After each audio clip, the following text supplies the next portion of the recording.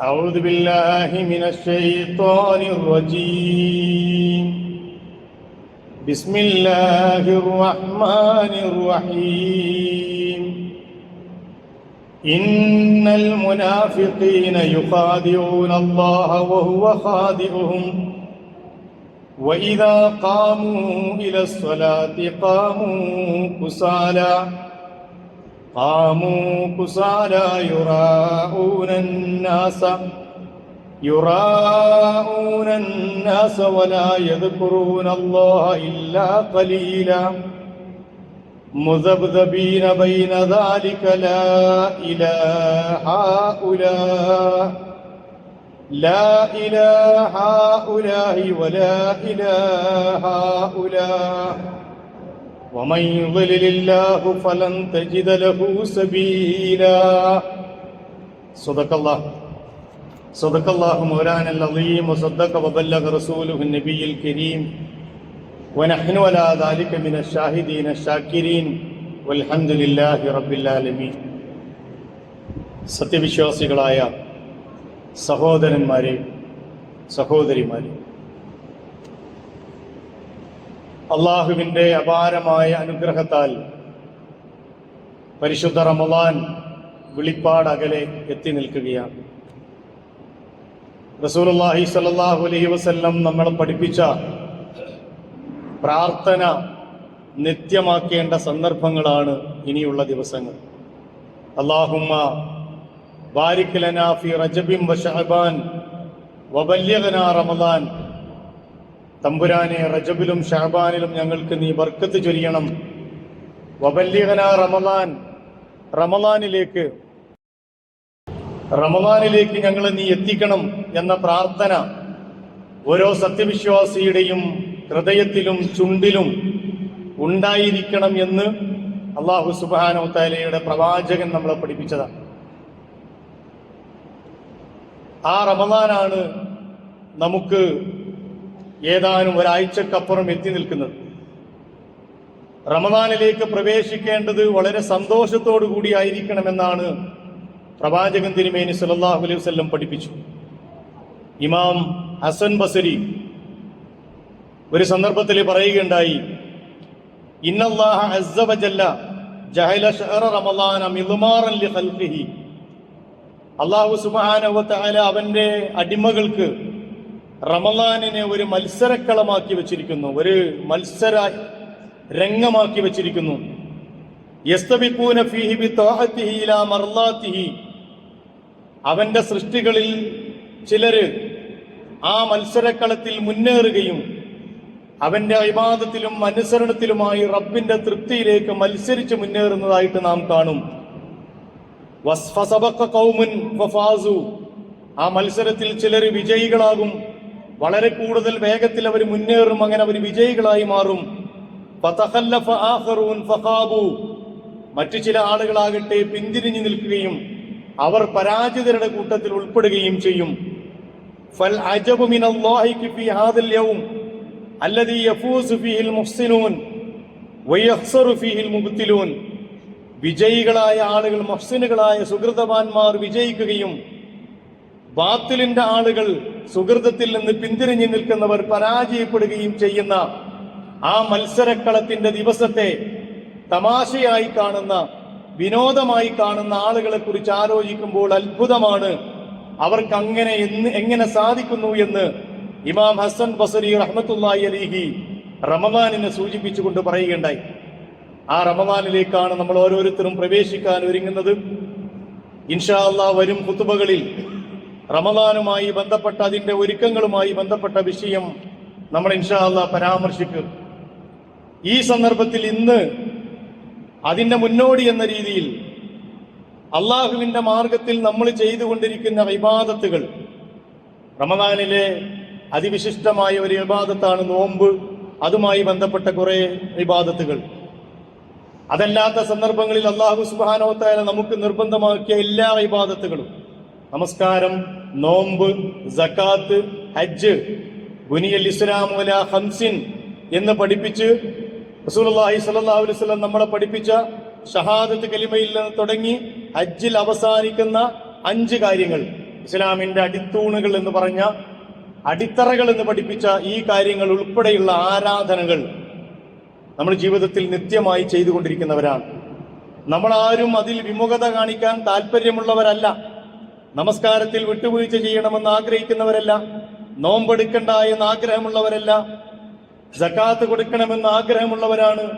അതുപോലെ തന്നെ ഹജ്ജും അതുപോലെയുള്ള ഇസ്ലാമിന്റെ ആരാധനാ കർമ്മങ്ങൾ ചെറുതും വലുതുമായ എല്ലാ ആരാധനാ കർമ്മങ്ങളും അതിന്റെ രീതി അനുസരിച്ചും നിഷ്ഠയനുസരിച്ചും ചെയ്യണമെന്ന് ആഗ്രഹിക്കുകയും പരമാവധി ആ മാർഗത്തിൽ മുന്നോട്ട് പോവുകയും ചെയ്തുകൊണ്ടിരിക്കുന്ന ആളുകളാണ് നമ്മളെല്ലാവരും. പക്ഷേ ഒരു കാര്യം നമ്മൾ ചിന്തിക്കേണ്ടതുണ്ട്. എന്താണ് ഈ ആരാധനകളുടെ ആത്മാവ്? എന്തിനു വേണ്ടിയാണ് അല്ലാഹു സുബ്ഹാനഹു വ തആല ഈ ആരാധനകൾ നമുക്ക് നിർണയിച്ചു തന്നത്? റമദാനിന്റെ പടിവാതിൽക്കൽ നിൽക്കുന്ന ഒരു സമയം എന്ന നിലക്ക് അതുകൂടി മനസ്സിലാക്കിയിട്ട് വേണം നമ്മൾ അള്ളാഹുവിന്റെ ഇബാദത്തുകളിലെ അല്ലെങ്കിൽ ആ ചെയ്യുന്ന ഇബാദത്തുകളുടെ മജ്ജ എന്താണ് എന്നും അതിന്റെ ആത്മാവ് എന്താണ് എന്നും മനസ്സിലാക്കിയിട്ട് വേണം മുന്നോട്ട് പോകാൻ എന്നതുകൊണ്ടുകൂടിയാണ് ഈ വിഷയം ഇപ്പോൾ ഞാൻ പരാമർശ വിധേയമാക്കുന്നത്. എല്ലാ ജനസമൂഹങ്ങൾക്കും ഞാൻ ഈ പറഞ്ഞ ആരാധനകളൊക്കെ അല്ലാഹു സുബ്ഹാനഹു വ തആല നിർബന്ധമാക്കിയിട്ടുണ്ട്. നമസ്കാരമാകട്ടെ, നോമ്പാകട്ടെ, സകാത്താകട്ടെ, ഹജ്ജാകട്ടെ, മുഹമ്മദ് നബി സല്ലല്ലാഹു അലൈഹി വസല്ലമയുടെ ഉമ്മത്തിന് മാത്രം അള്ളാഹു തീരുമാനിച്ചു കൊടുത്ത ആരാധനാ രീതികളല്ല. പരിശുദ്ധ ഖുർആൻ തന്നെ നിരവധി തവണ പല സ്ഥലങ്ങളിൽ അത് സൂചിപ്പിക്കുകയും ചെയ്തിട്ടുണ്ട്.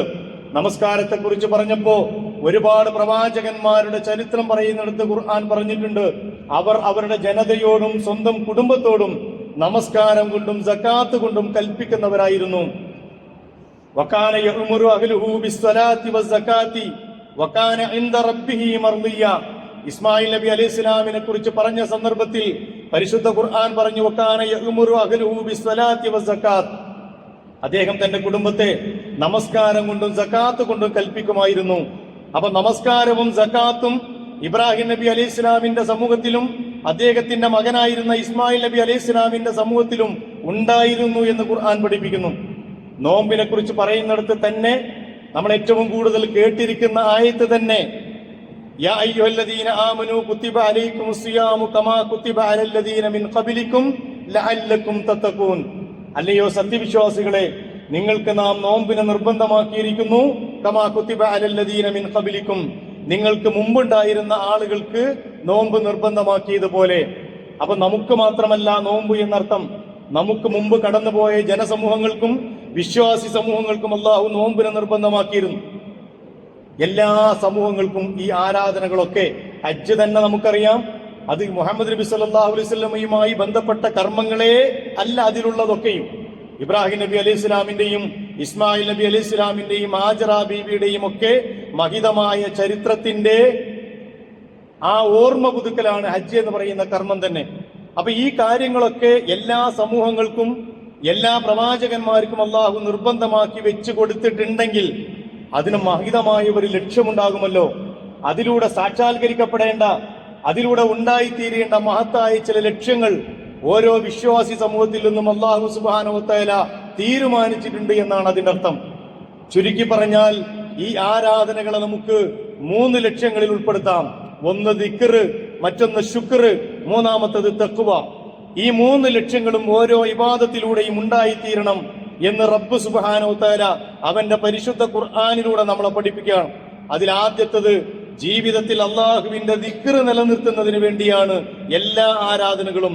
അഖിമിസ്സലാത്ത ലിദിക്രി, നിങ്ങൾ നമസ്കാരം നിലനിർത്തുക എന്റെ സ്മരണ നിലനിർത്തുന്നതിന് വേണ്ടി.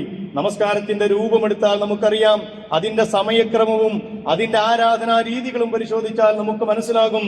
5 നേരം അല്ലാഹു സുബ്ഹാനഹു വ തആല ആ നമസ്കാരം നമുക്ക് നിർബന്ധമാക്കി തന്നത് ജീവിതത്തിന്റെ ഈ 5 മുഹൂർത്തങ്ങളിലും സന്ദർഭങ്ങളിലും അള്ളാഹുവിനെ കുറിച്ച സ്മരണ ഹൃദയത്തിൽ നിലനിൽക്കുന്നതിന് വേണ്ടിയാണ്. 5 സന്ദർഭങ്ങളിൽ മാത്രമല്ല, അതല്ലാത്ത സന്ദർഭങ്ങളിലും എല്ലാ ഇബാദത്തുകളും അള്ളാഹുവിനുള്ള ദിക്റാണ് എന്ന് നമ്മൾ അറിയണം.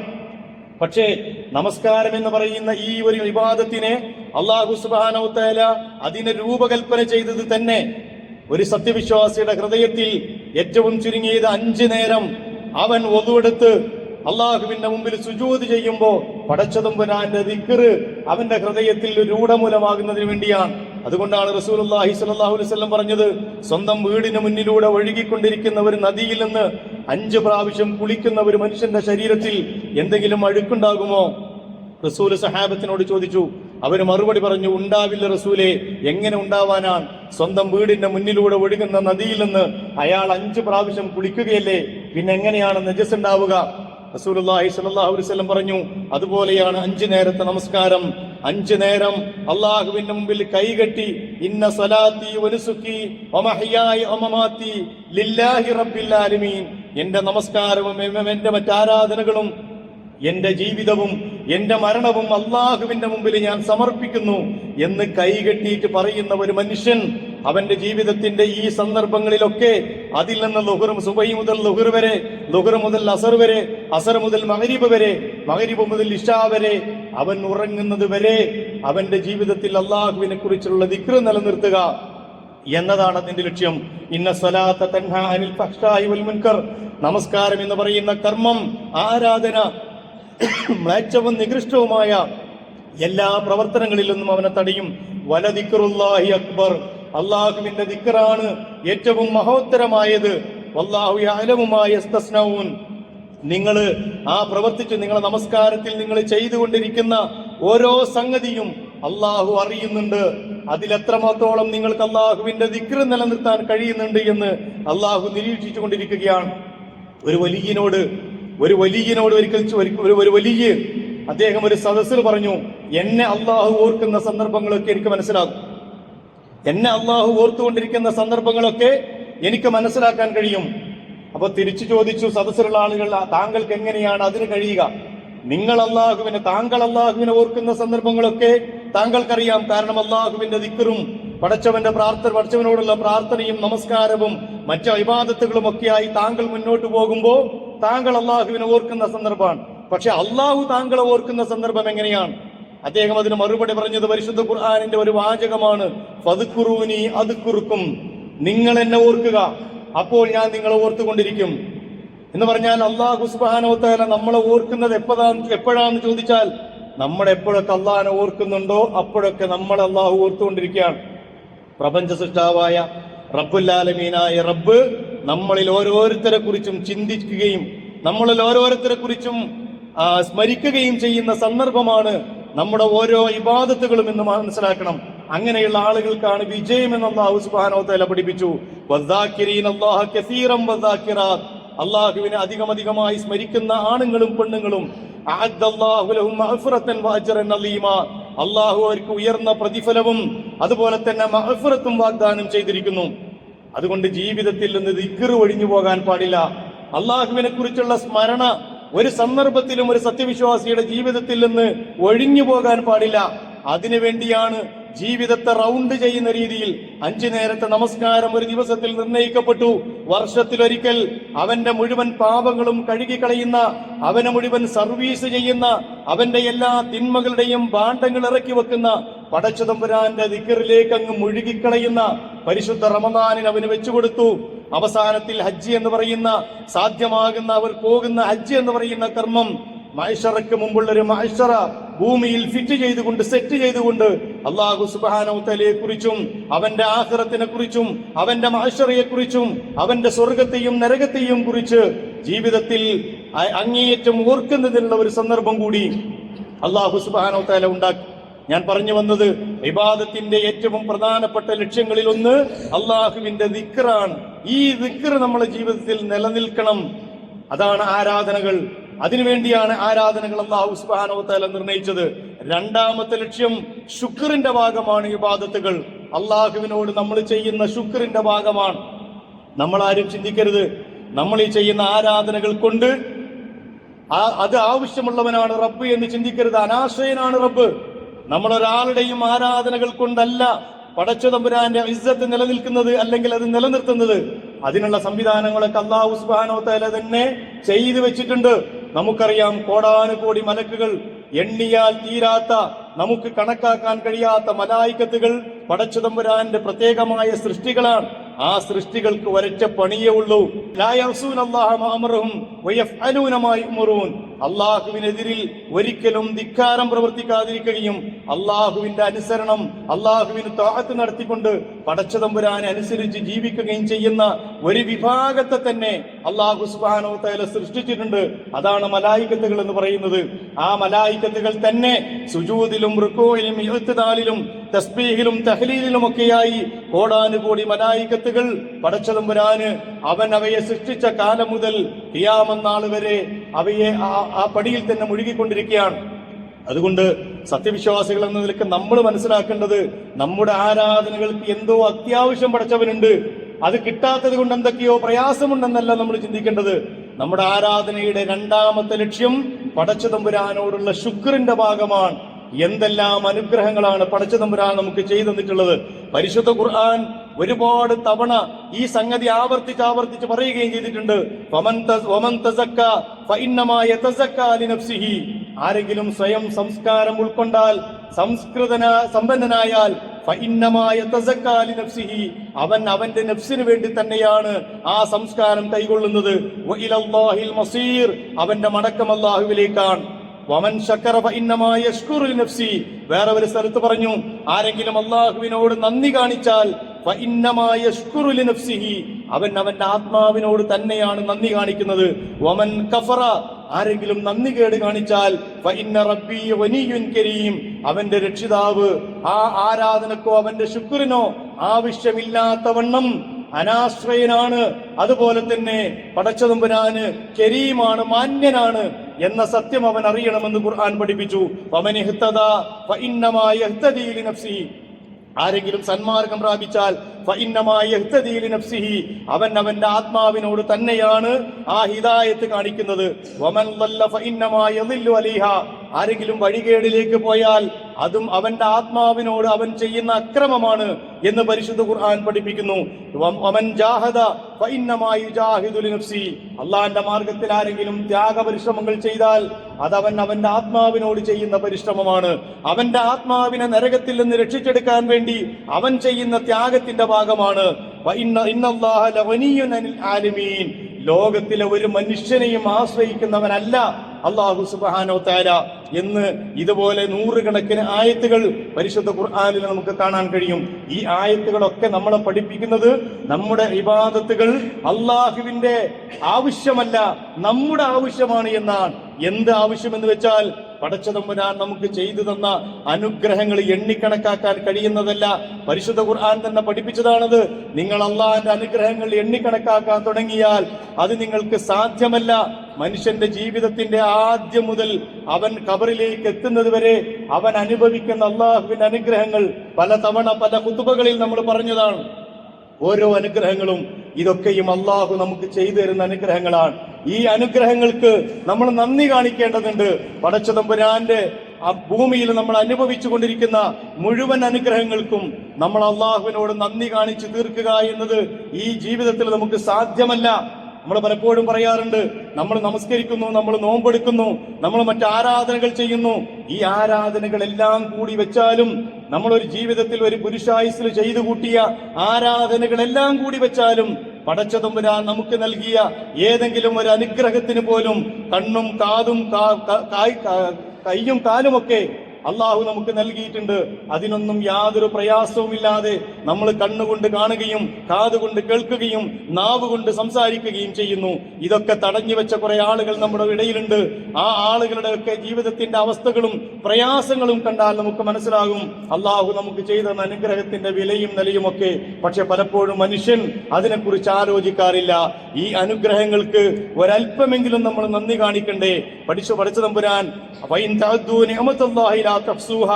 നിങ്ങൾ അള്ളാഹുവിന്റെ അനുഗ്രഹങ്ങൾ എണ്ണിക്കണക്കാക്കാൻ തുടങ്ങിയാൽ നിങ്ങൾക്കത് എണ്ണിക്കണക്കാക്കാൻ കഴിയുകയില്ല. ഇന്നല്ലാഹ ലഗഫൂറുർ റഹീം. എന്നിട്ട് അള്ളാഹ് പറയുന്നത് ആ അനുഗ്രഹത്തിനൊക്കെ നന്ദി കാണിക്കാൻ നിങ്ങൾക്ക് സാധ്യമല്ല. പക്ഷേ നിങ്ങൾ ചെയ്യുന്ന ആ കാര്യങ്ങൾ വെച്ചുകൊണ്ട് തന്നെ നിങ്ങൾക്ക് പുറത്തു തരാനും നിങ്ങളോട് കാരുണ്യം കാണിക്കാനും അള്ളാഹു മതിയായവനാണ് എന്ന് ഖുർആൻ പഠിപ്പിക്കുന്നു. റസൂലുള്ളാഹി സ്വല്ലല്ലാഹു അലൈഹി വസല്ലം നമസ്കരിച്ച് കാലിൽ നീര് വന്ന് എണീറ്റ് നിൽക്കാൻ കഴിയാതെ പ്രയാസപ്പെടുന്നത് കണ്ടപ്പോൾ ആയിഷ റളിയല്ലാഹു അൻഹ ഒരിക്കൽ റസൂലുള്ളാഹി സ്വല്ലല്ലാഹു അലൈഹി വസല്ലമയോട് ചോദിച്ചു, യാ റസൂലല്ലാഹ് അതസ്നഉ ഹാദാ, റസൂലേ നിങ്ങൾ എന്തിനാണ് ഇങ്ങനെ ചെയ്യുന്നത്? ഫഖദ് ഗഫറ ലക മാ തഖദ്ദമ മിൻ ദംബിക വമാ തഅഖറ. കഴിഞ്ഞുപോയ പാപങ്ങളും വരാനിരിക്കുന്ന പാപങ്ങളും റസൂലെ താങ്കൾക്ക് അല്ലാഹു പുറത്തു തന്നിട്ടില്ലേ? പിന്നെ ഇത്രമേൽ പ്രയാസം സഹിച്ചുകൊണ്ട് നിങ്ങൾ എന്തിനാണ് ഇങ്ങനെ കാലിൽ നീര് വന്ന് നിൽക്കാൻ കഴിയാതെ പ്രയാസപ്പെടുന്ന സന്ദർഭത്തിലും നിന്ന് നമസ്കരിച്ച് ഈ ഇത്രമേൽ പ്രയാസം സഹിക്കുന്നത് എന്തുകൊണ്ടാണ്? റസൂലുള്ളാഹി സ്വല്ലല്ലാഹു അലൈഹി വസല്ലമയുടെ മറുപടി വഖാല യാ ആയിഷ അഫലാ അകൂന അബ്ദൻ ശക്കൂറ. ഞാനൊരു നന്ദിയുള്ള അടിമയാകണ്ടേ ആയിഷ? ഏത് പ്രവാചകനാണ് ഈ പറയുന്നത് എന്നും കൂടി നമ്മൾ അറിയണം.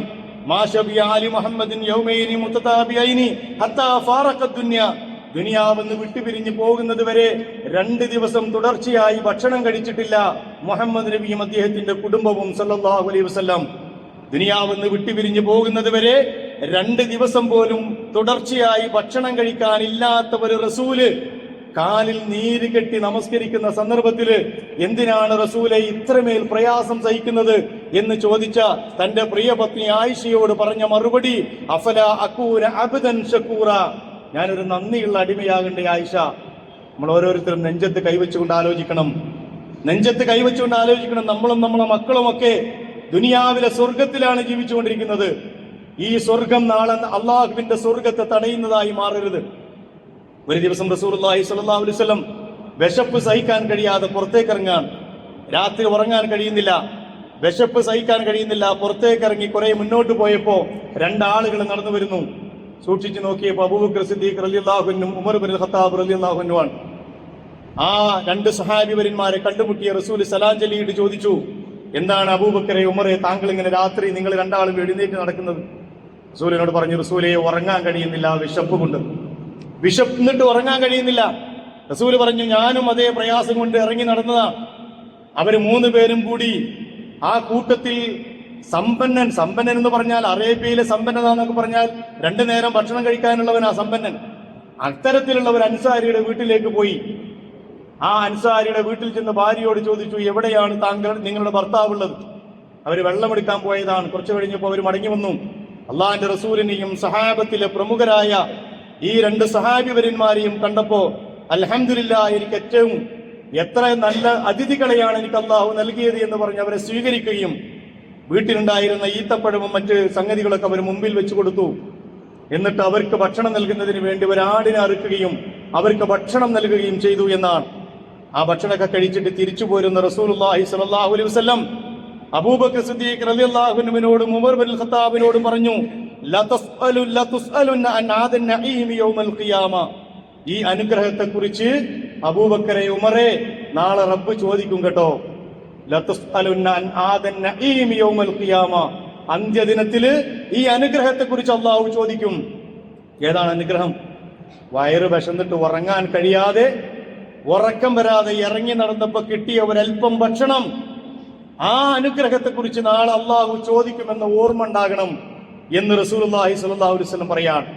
നമ്മൾ ഓരോരുത്തരും ചെയ്ത് അനുഭവിച്ചു കൊണ്ടിരിക്കുന്ന അനുഗ്രഹങ്ങൾക്ക് അള്ളാഹുവിന്റെ മുമ്പിൽ കാണിക്കുന്ന മിനിമം നന്ദിയാണ് നമ്മുടെ ഇബാദത്തുകൾ. അത് എത്രത്തോളം എടുക്കേണ്ടി വരും എന്ന് ഇത് വെച്ച് നമ്മൾക്ക് ഓരോരുത്തരും ചിന്തിച്ചാൽ മതി. ഇത് നമ്മൾ കാണുന്ന അനുഗ്രഹങ്ങളാണ്. ഇനി കാണാത്ത അനുഗ്രഹങ്ങളുണ്ട്.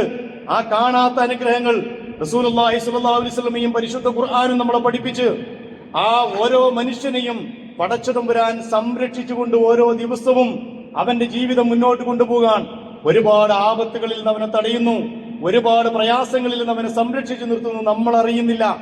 നമ്മളൊക്കെ ഇങ്ങനെ വാഹനത്തിൽ സഞ്ചരിക്കുന്നവരാണ്. ആ വാഹനം കയറുമ്പോഴുള്ള പ്രാർത്ഥന തന്നെ നമുക്കറിയാം. സുബ്ഹാനല്ലദീ സഖറ ലനാ ഹാദാ വമാ കുന്നാ ലഹു മുഖ്രിനീൻ എന്ന് പറഞ്ഞിട്ടാണത്. എനിക്ക് ഈ വാഹനം വിധേയമാക്കി തന്ന റബ്ബേ, നിനക്കാണ് സർവസ്തുതിയും. അതെനിക്ക് വിധേയമാക്കാൻ കഴിയുന്നതല്ല, എന്നെ കൊണ്ട് പറ്റൂല. ഞാൻ പലപ്പോഴും പറഞ്ഞിട്ടുണ്ടല്ലോ, ഞാൻ എത്ര ഉറങ്ങാതിരുന്നാലും തൊട്ടപ്പുറത്തെ ഡ്രൈവർ ഉറങ്ങിയാൽ എന്റെ കാര്യം കഴിഞ്ഞു. ഞാൻ എത്ര ശ്രദ്ധിച്ചാലും എനിക്കെതിരെ വരുന്ന ഡ്രൈവറുടെ അശ്രദ്ധ എന്റെ ജീവിതം അപകടത്തിലാക്കും. സുബ്ഹാനല്ലദീ സഖറ ലനാ ഹാദാ. അതുകൊണ്ട് പടച്ചവനെ, നിന്റെ കയ്യിലാണ് ഇതിന്റെ കടിഞ്ഞാൺ. ഓരോ നിമിഷവും നിങ്ങൾ വാഹനം കയറുമ്പോൾ അങ്ങനെ പ്രാർത്ഥിക്കണമെന്ന് റസൂല് പഠിപ്പിച്ചു. നമ്മളിപ്പോ ഇടക്കൊക്കെ പറയാറുണ്ട്, ഞാനൊന്ന് അങ്ങോട്ട് വെട്ടിച്ചത് കൊണ്ട്, ഞാനൊന്ന് ഇങ്ങോട്ട് തിരിച്ചത് കൊണ്ട് ഞാൻ രക്ഷപ്പെട്ടു, ഞാൻ അവിടെ നിന്ന് ബ്രേക്ക് ചവിട്ടിയത് കൊണ്ട് രക്ഷപ്പെട്ടു. ഇതൊന്നും നമ്മളല്ല. ഇതൊക്കെ അള്ളാഹുവിന്റെ തീരുമാനത്തിന്റെ അടിസ്ഥാനത്തില് അവന്റെ സംരക്ഷണത്തിന്റെ കാവലിന്റെ തണലിൽ പോയത് കൊണ്ട് സംഭവിക്കുന്നതാണ്. ഒരുപാട് ഉദാഹരണങ്ങൾ ഇമാം റാസി റഹ്മത്തുള്ളാഹി അലൈഹി പോലെയുള്ള മഹാരഥന്മാരായ പണ്ഡിതന്മാര് ഖുർആനിന്റെ തഫ്സീറുകളിൽ ഇത്തരത്തില് പടച്ചതമ്പുരാൻ മനുഷ്യനറിയാതെ തന്നെ അവന് ചെയ്തു വെക്കുന്ന അനുഗ്രഹങ്ങൾ പറയുന്നുണ്ട്. സമയക്കുറവുണ്ട്, അത് വിശദീകരിക്കുന്നില്ല. അപ്പൊ ഞാൻ പറയുന്നത്, നമ്മൾ അനുഭവിക്കുന്നതും നമ്മൾ കാണുന്നതും കാണാത്തതുമായ അനുഗ്രഹങ്ങൾക്ക് നമ്മൾ കൊടുക്കുന്ന പ്രതിഫലമാണ്, മിനിമം നന്ദിയാണ് നമ്മുടെ ഇബാദത്തുകൾ എന്ന് പറയാൻ വേണ്ടിയാണ്. അപ്പൊ ഒന്ന് ദിക്റാണ്, രണ്ടാമത്തത് ശുക്റാണ് ഇബാദത്തിന്റെ ലക്ഷ്യം, മൂന്നാമത്തത് തഖ്വയാണ്. അഖിമിസ്സലാത്ത ലിദിക്രി എന്ന് പറഞ്ഞ പോലെ തന്നെ പരിശുദ്ധ ഖുർആൻ ആവർത്തിച്ച് പറഞ്ഞ സംഗതിയാണ്, അള്ളാഹുവിന്റെ മാർഗത്തിൽ എല്ലാ ആരാധനകളുടെയും പരമമായ ലക്ഷ്യം തഖ്വ ഉണ്ടാക്കുന്നതിനാണ്. ലഅല്ലക്കും തത്തഖൂൻ, നിങ്ങൾ തഖ്വയുള്ളവരാകുന്നതിന് വേണ്ടിയാണ് നിങ്ങൾക്ക് നോമ്പ് നിർബന്ധമാക്കിയത്. ഇന്ന സ്വലാത്ത തൻഹാ അനിൽ ഫഹ്ശാഇ വൽ മുൻകർ, നിങ്ങൾ നമസ്കാരം നിലനിർത്തണം, നമസ്കാരം മ്ലേച്ഛവും നികൃഷ്ടവുമായ പ്രവർത്തനങ്ങളിൽ നിന്ന് നിങ്ങളെ തടയും. വലദിക്റുല്ലാഹി അക്ബർ, അവിടെ അള്ളാഹുവിന്റെ സ്മരണയും തഖ്വയും നിലനിർത്തണം. അതുപോലെ തന്നെ എല്ലാ ആരാധനകളെ കുറിച്ചും, നമസ്കാരത്തെ കുറിച്ചും, നോമ്പിനെ കുറിച്ചും, സക്കാത്തിനെ കുറിച്ചും ഒക്കെ പറഞ്ഞത് മനുഷ്യന് തഖ്വയുണ്ടാകണം. എന്താണ് തഖ്വ? അള്ളാഹുവിന്റെ മാർഗത്തിൽ നിന്ന് അവനെ പിടിച്ചു വലിക്കുന്ന, അവൻ തെറ്റിച്ചു കളയുന്ന എല്ലാ പൈശാചികതയിൽ നിന്നും തെന്നിമാറി അള്ളാഹുവിന്റെ മാർഗത്തിൽ അടിയുറച്ച് നിലകൊള്ളുന്നതിനാണ് തഖ്വ എന്ന് പറയാം. റസൂലുള്ളാഹി ഉമർ ബിൻ ഖത്താബ് റളിയല്ലാഹു അൻഹു അദ്ദേഹത്തോട് ചോദിച്ചു, എന്താണ് തഖ്വ? അദ്ദേഹം അതിന് പറഞ്ഞ മറുപടി, കല്ലും മുള്ളും നിറഞ്ഞ വഴിയിലൂടെ നിങ്ങൾ നടക്കുമ്പോൾ എങ്ങനെയാ നടക്കുക? വളരെ ശ്രദ്ധിച്ച് സൂക്ഷ്മതയോടുകൂടിയല്ലേ നിങ്ങൾ നടക്കുക. ആ സൂക്ഷ്മത നമ്മുടെ ജീവിതത്തിൽ പുലർത്തുന്നതാണ് തഖ്വ.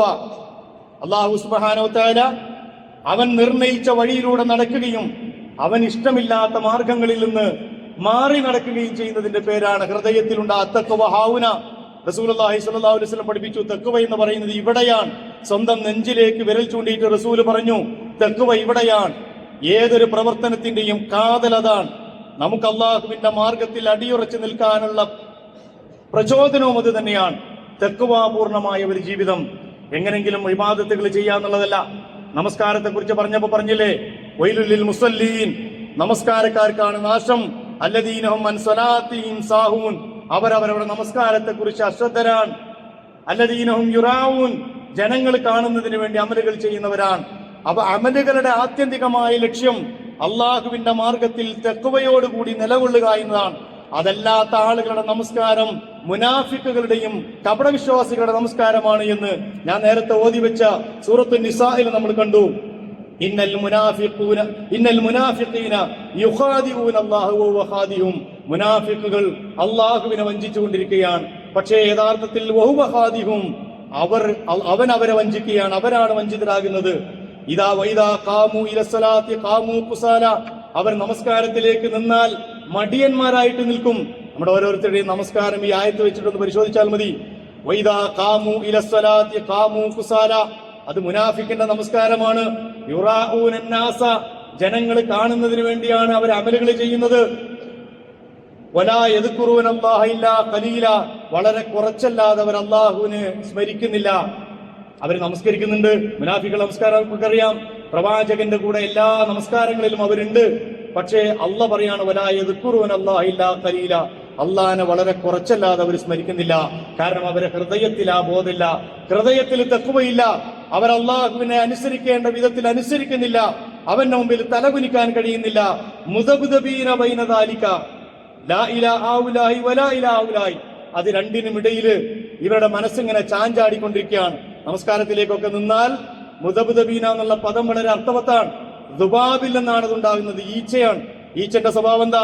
നമ്മൾ ഒരിക്കൽ നോക്കുമ്പോൾ അലുവയിലിരിക്കും, തൊട്ടടുത്ത സമയം ഇരിക്കുമ്പോൾ വേറെ വല്ല മാലിന്യത്തിലോ അതിരിക്കുക. നമസ്കാരത്തിലേക്കൊക്കെ കയറിയാൽ കൈ കെട്ടിയതേ പലപ്പോഴും നമുക്ക് ഓർമ്മ ഉണ്ടാവുള്ളൂ. പിന്നെ ഇങ്ങനെ മുദബ്ദബീനാണ്, അങ്ങോട്ടും ഇങ്ങോട്ടൊക്കെ ചാഞ്ചാടി നാട്ടിലും വീട്ടിലൊക്കെ സഞ്ചരിച്ചു വരുമ്പോഴേക്ക് സലാം വീടും. ഈ രീതിയിലുള്ള നമസ്കാരത്തെ കുറിച്ച് അള്ളാഹ് പറഞ്ഞത് ഇത് മുനാഫിക്കുകളുടെ നമസ്കാരമാണ്. ഇത്തരം ആരാധനകൾ മുനാഫിക്കുകളുടേതാണ്. അതിൽ നിന്ന് അള്ളാഹുവിന്റെ മാർഗത്തിലേക്ക് കടന്നു വരണമെങ്കിൽ ഹൃദയത്തിൽ തഖ്വ ഉണ്ടാകേണ്ടതുണ്ട്.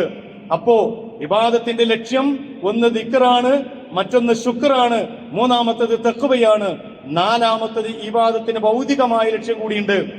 അതെന്താന്ന് വെച്ചാൽ, ഒരു ഇബാദത്തും ഞാൻ നേരത്തെ പറഞ്ഞു, അള്ളാഹു വനിയ്യുൻ കരീമാണ്. അള്ളാഹുവിനെ ഇതൊന്നും ആശ്രയിക്കേണ്ടതില്ല.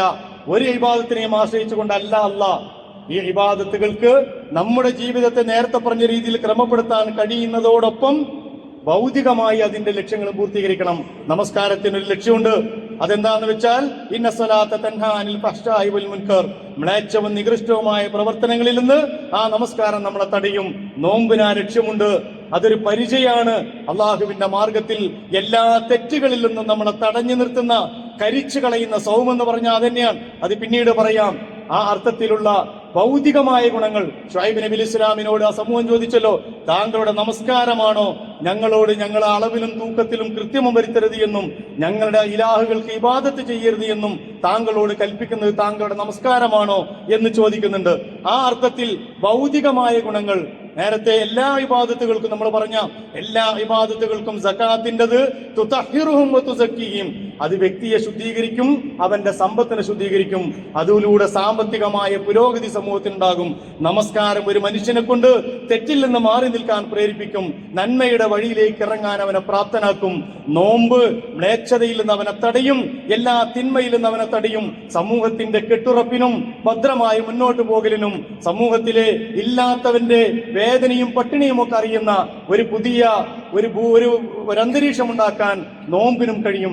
ഇങ്ങനെ എല്ലാ ഇബാദത്തുകൾക്കും അല്ലാഹു സുബ്ഹാനഹു വ തആല ഈ 4 ലക്ഷ്യങ്ങൾ വെച്ചിട്ടുണ്ട്. അത് ദിക്റായി മാറണം, ശുക്റായി മാറണം, തഖ്വയുള്ളതാവണം. ഭൗതികമായി എന്തൊക്കെയാണോ അല്ലാഹ് അതിന് വെച്ച ലക്ഷ്യങ്ങൾ, ആ ലക്ഷ്യങ്ങളും പൂർത്തീകരിക്കപ്പെടണം.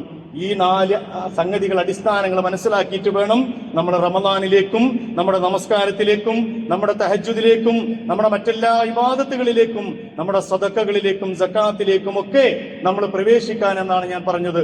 അല്ലാഹു സുബ്ഹാനഹു വ തആല അത്തരത്തിൽ ഇബാദത്തുകളുടെ ആത്മാവിനറിയുന്ന, അതനുസരിച്ച് അള്ളാഹിന്റെ മുമ്പിൽ സുജൂദ് ചെയ്യുന്ന സത്യവിശ്വാസികളിൽ നമ്മെ ഉൾപ്പെടുത്തി അനുഗ്രഹിക്കുമാറാകട്ടെ.